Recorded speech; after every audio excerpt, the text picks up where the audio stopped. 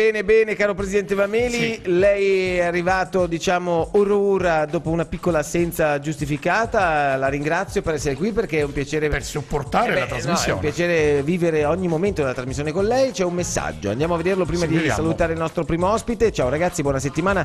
Su con il morale, Marco andrà meglio la prossima partita, questo per quanto riguarda il Cagliari. Sì. Speriamo, dice appunto, visti i primi risultati, sarebbe meglio però che il carissimo allenatore non dicesse più cavolate, andiamo alla carica e quant'altro. Ciao Guido, grazie, poi ne approfondiremo con Valerio Vargio e Bruno Corda nell'angolo rosso-blu 95. Adesso buongiorno e bentornato a Federico Marini per quanto riguarda Federico. Ovviamente il Confartigianato e tutto quello che è imprenditoria. Oggi rimaniamo su un tema molto caro a tanti, cioè l'edilizia, che buongiorno ragazzi. Anche quella è negli anni appruata di parecchio. Oggi vendere una casa diventa l'impresa più complicata che ci sia. Ma anche comprarla. Forse è più complicato. Ma venderla idem. Il problema è che da una parte e dall'altra i soldi mancano. Esatto, siamo in una diciamo, abbiamo quella concentrazione di eventi negativi che sta colpendo veramente il mondo dell'economia, diciamo, già dal 2007, che è iniziata appunto negli Stati Uniti, non dimentichiamoci, con i mutui che praticamente venivano erogati a chiunque firmasse un pezzo, poi senza copertura finanziaria. Ne abbiamo parlato un sacco di volte con Matteo. Quella bolla, quella bomba è partita dall'America, dagli Stati Uniti, è partita dagli Stati Uniti, assolutamente. No? Sì, 4 anni fa. Avrei bisogno di $100.000 di prestito, esatto, perché li devo garantivano quello lì. Certo, coprivano tutti. Sì. Questa cosa non si è verificata e a un punto non si poteva mai verificare in Sardegna, in Italia, diciamo, perché le garanzie che ti chiedevano e che ti chiedono adesso ancora di più le banche sono enormi, cioè devi essere coperto. Da noi è il caso contrario, proprio impossibile prendere dei soldi. È impossibile, esattamente. In effetti si va all'estremo. Sì, si va all'estremo. L'Italia, diciamo, che ha subito, ovviamente, perché la crisi internazionale poi ha colpito tutti, però diciamo che da quegli anni sulle garanzie non ci si è discostati tanto. Ti offrono, magari ti propongono un mutuo, ovviamente con diciamo, più ristretto, però le garanzie sono sempre quelle. Noi siamo stati sempre molto diciamo, bloccati da quel punto di vista. C'è un bell'articolo oggi di Piera Serusi, che saluto, giornalista dell'Unione Sarda, che traccia un po' un bilancio, che a proposito di ottimismo, oggi che è il giorno anche decretato per noi proprio, che siamo il programma per eccellenza ottimista, fa un po' vacillare, cioè il lavoro svanito nell'isola fallita. Questo è il titolo del giornale. 80.000 posti persi di lavoro dal 2008 in avanti, cioè dall'inizio della crisi ad oggi, 119.000 i disoccupati, 130.000 gli scoraggiati, 416.296 gli iscritti ai centri servizi lavoro e quant'altro, 8.403 i cassa integrati, 670.000 la forza lavoro occupati più disoccupati, 551.000 gli occupati, quindi insomma nel diciamo secondo trimestre 2013. Però questa è una cartina desolante, triste, certo. Triste, deludente anche per certi versi. Assolutamente, soprattutto in quei numeri dobbiamo riportare, appunto, visto che parliamo di edilizia, non per scoraggiare nessuno, perché noi tentiamo sempre di portare avanti, diciamo, le battaglie che poi possono volgere al positivo, però ci sono anche 18.000 operatori dell'edilizia, cioè significa che l'edilizia, ricordiamoci che soprattutto nelle piccole e medie imprese rappresenta quasi il 40-45%, cioè andando via quella forza lavoro. Ma se lo allarghi, è in Italia è il compasso più importante dell'economia. Assolutamente. Il comparto. Comparto, no, il compasso nel senso che gira attorno e poi esatto, sì. E poi soprattutto oltre l'edilizia in senso stretto c'è tutto l'indotto, ci sono i trasporti, ci sono i commercianti, sì, è vero. È veramente una cosa incredibile. Io quella che si è abbattuta. Cosa dicono gli imprenditori edili in questo momento? Partiamo dalla. C'è una ripresa o proprio per niente? Allora, la ripresa c'è, in questo momento il settore tra virgolette dobbiamo dire sopravvive sempre grazie al piano casa, ancora quello che rimane del piano casa. Noi stiamo battagliando e abbiamo avuto delle buone risposte dall'assessorato, lo dobbiamo dire, soprattutto questa è una battaglia che stiamo facendo con tutti i consiglieri regionali e con gli amministratori pubblici, perché il piano casa, anche se è una cosa molto piccolina, molto che non va a impattare in modo... A parte che ci vogliono 60 anni per farti approvare un progetto. Esattamente, no, te lo dico per esperienza anche personale. Anche la mia. Tu inizi lì, anzi ti dicono guarda, fallo subito perché scade lì. Esatto. Poi tu porti tutti gli incartamenti anche prima e loro le risposte te le danno 60 anni. Qualcosa adesso dobbiamo essere obiettivi, come tu adesso hai ricordato alcuni atti regionali, dobbiamo ricordare che da una settimana, se non vado errato, il Presidente della Repubblica ha firmato il decreto, il governo Renzi, ecco, in questo momento tu puoi modificare all'interno. Dov'è la telecamera, Presidente? Sì, stavo guardando all'interno della casa. Non devi fare solo una comunicazione all'amministrazione. Questo è un fatto importante che concorre a dare, come dice, benessere al comparto. Assolutamente.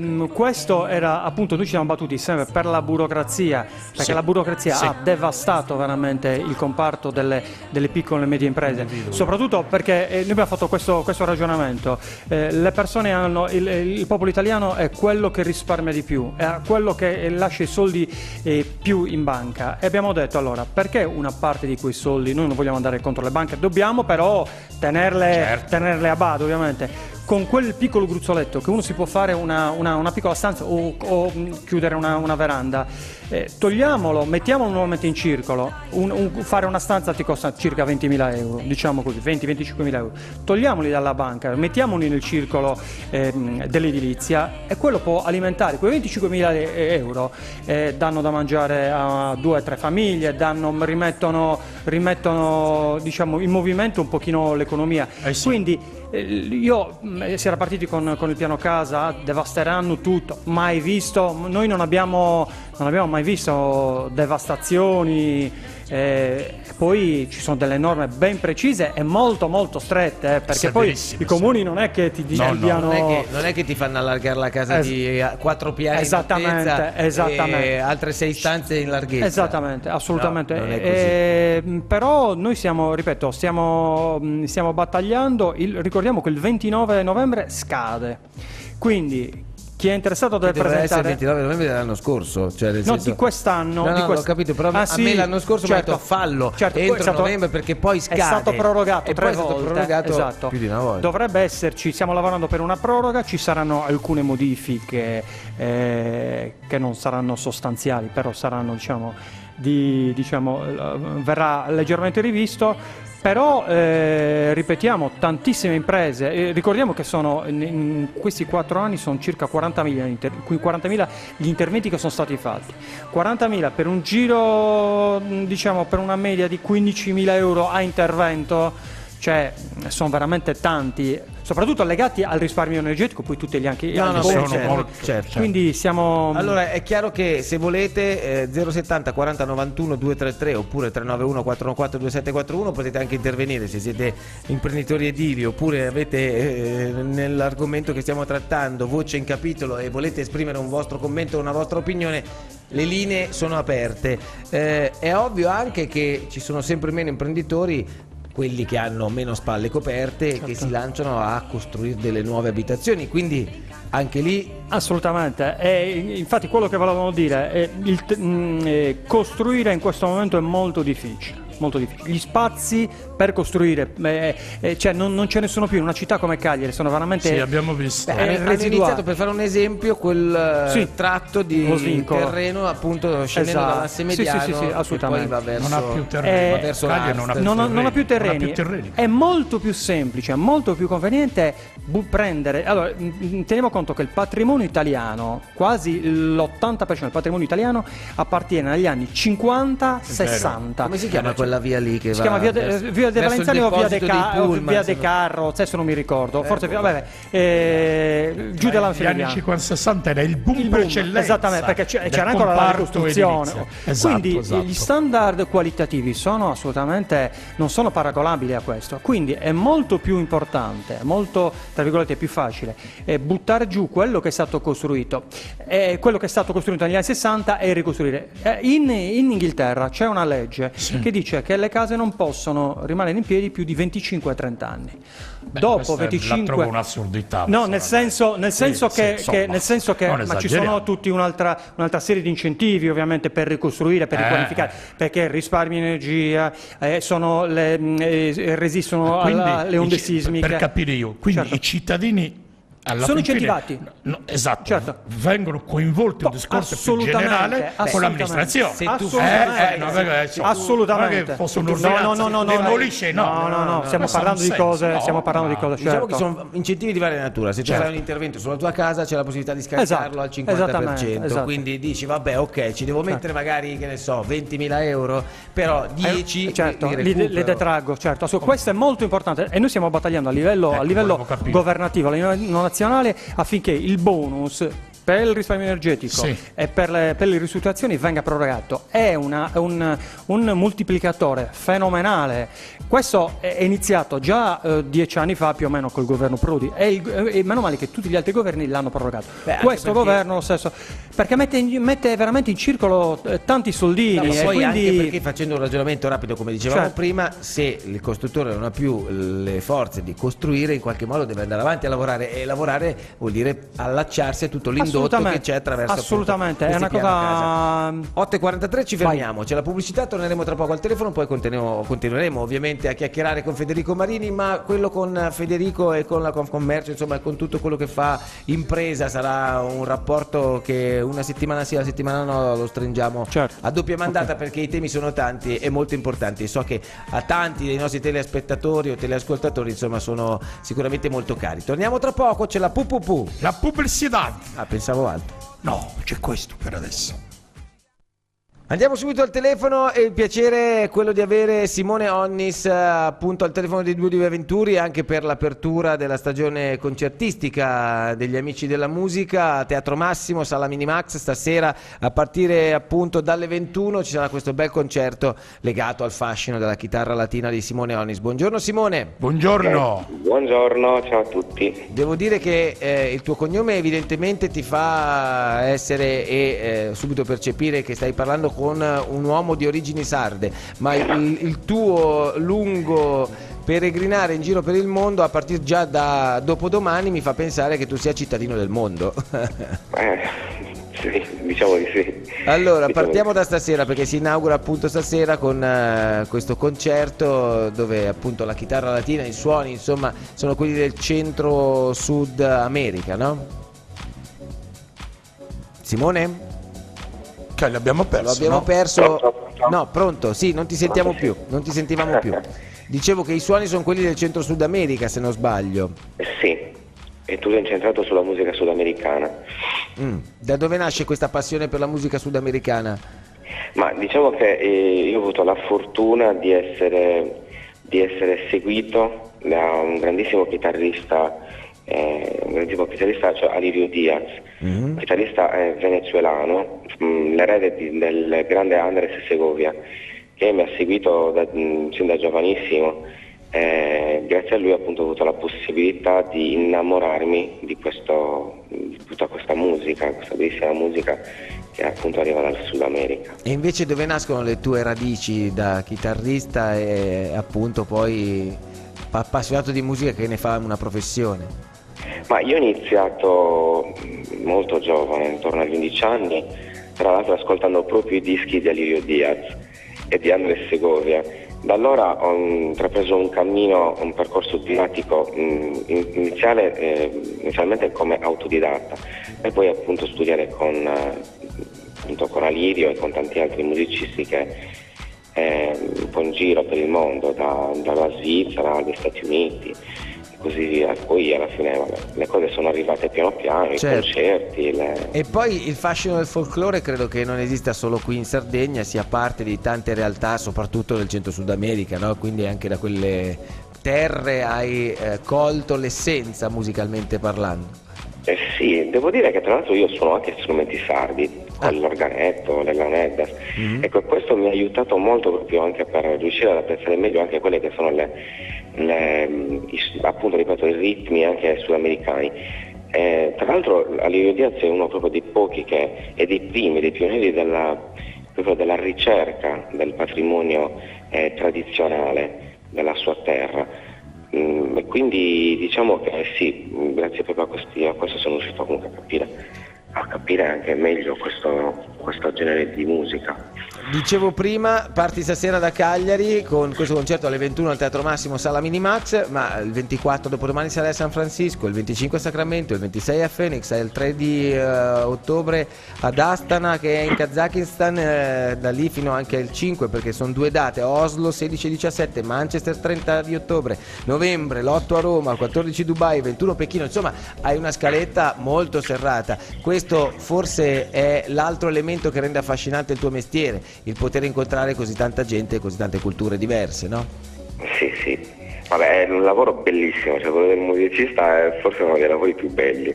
Sì. Perché sì, vabbè, proprio veramente un lavoro meraviglioso. Felici per te e felici per tutti quelli che riescono della passione a farne un mestiere. Stasera allora alle 21 al Teatro Massimo Sala Minimax il concerto, appunto il recital del chitarrista Simone Onnis. Grazie per avercelo raccontato, Simone, un abbraccio. Grazie, buon viaggio. Ciao. In tutti i sensi. Grazie mille, buona giornata. Grazie. Ciao, buona giornata a te. In tutti i sensi è un viaggio sia musicale che proprio fisico per spostarsi in tutte queste zone. Il presidente Mameli non lo farebbe neanche a €1 milione a sera. No, ma io ho un fratello che ha girato. Sta bene a Sesto. Ma ho un fratello che ha girato l'Europa come musicista. Lei che ormai è sedimentato in via Cesare Picciao. Io semplicemente in questi ultimi tempi preferisco restare a Sesto per ammirare il profumo della mia campagna. Bene, allora invece noi torniamo a parlare di edilizia, non proprio di campagna.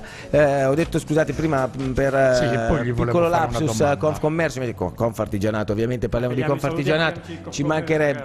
Sì, no, perché li abbiamo avuti ospiti settimana scorsa al telefono, stanno facendo questa rivoluzione anche loro interna. Sappiamo. Con l'era dei Ida che sta per noi fra poco andiamo al rinnovo e quindi anche noi voi siamo. Com'è il vostro clima tra voi? No, bello. È un confronto dialettico propositivo. Quante aziende e imprese edili hanno chiuso però in questi anni? Perché sono circa 4.500 imprese più o meno dal 2007-2008. Ripeto, la media poi dei dipendenti è intorno ai 2,5.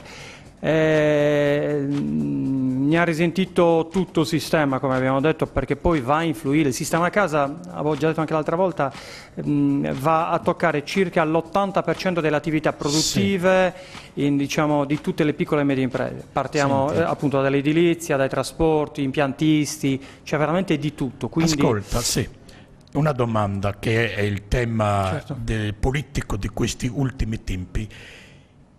I comuni stanno concedendo famosi crediti alle imprese, perché le imprese, come tu sai, lavorano con i comuni. E uno dei drammi dei fallimenti per le cose che sono stati i palesi ritardi dei comuni nei confronti dei pagamenti. I crediti che vanno tra loro assolutamente siccome c'è il decreto, Renzi ieri per l'ennesima volta ha detto c'è la copertura finanziaria da parte del governo. Renzi ne dice tante ogni giorno, quindi allora il capo del governo. Il problema assolutamente che ha devastato il settore in questi anni è stato appunto la burocrazia, il credito molto ristretto da parte delle banche e i pagamenti da parte delle pubbliche amministrazioni. Però le pubbliche amministrazioni non potevano pagare appunto per il patto di stabilità. Tantissimi comuni hanno i soldi in cassa ma non possono spenderli. Quindi andiamo anche a un anno di ritardo per i pagamenti. Quindi immaginiamoci che un'impresa riesce a fallire, stanno fallendo non per i debiti ma stanno fallendo per i crediti. Bravissimo. Quindi il problema è che il paradosso dei paradoessi. è il paradosso. Abbiamo tante imprese che hanno veramente che hanno. Senti una domanda. Per adesso però aspetta, fallo finire però. Il problema appunto è stato questo. Prima c'è stato il decreto Monti che un pochino ha limitato, però le amministrazioni pubbliche faticano ancora perché c'è veramente questo cappio, questo doppio nodo scorsoio che blocca le casse e le imprese e gli imprenditori sono gli ultimi a essere pagati. Prima di tutto perché non ci sono soldi, allora, poi i pochi che ci sono devono rimanere appunto a causa del patto di stabilità e quindi è veramente un sistema che si è completamente grippato. Domanda con risposta telegrafica. Sì, ma con la copertura finanziaria che ha detto Renzi, io adesso ho coperto tutto, non ci sono più scuse per i comuni. Noi abbiamo fatto uscire un dossier appunto sabato dove dicevamo che mancano ancora 20 miliardi di euro. Lui ci ha detto ieri, ha detto agli imprenditori e alle associazioni di categoria, non è vero che mancano due cose. Noi abbiamo fatto il test sui nostri imprenditori. I nostri imprenditori non ci dicono bugie, non è che lavorino contro il governo. Non gli conviene. Non gli conviene, ma non interessa niente, gli interessa avere i soldi. Se loro ce li hanno i soldi, sono molto contenti, possono pagare i fornitori e possono pagare gli addetti. E possono mettere in moto cioè non è che dicono bugie i nostri. Va bene, allora ci fermiamo qui, ma tanto Federico Marini e Confartigianato la rincontreremo esattamente fra 2 settimane, mercoledì 8 di ottobre, segnatelo. No, beh, è una data che ti do live, ma in realtà che avevamo già pattuito l'altra volta quando ci siamo sentiti, e grazie per tutta la tua professionalità. Grazie a voi. Ovviamente qui in questo studio la voce dei speriamo di portare sempre più avanti le notizie positive. Esatto, perché vogliamo condividiamo tutti. Non solo il lungo elenco di numeri che fanno impressione, ma anche qualche notizia positiva. Un barlume di speranza. Grazie Federico, vi lasciamo ai due dell'abitacolo, che siamo sempre noi due.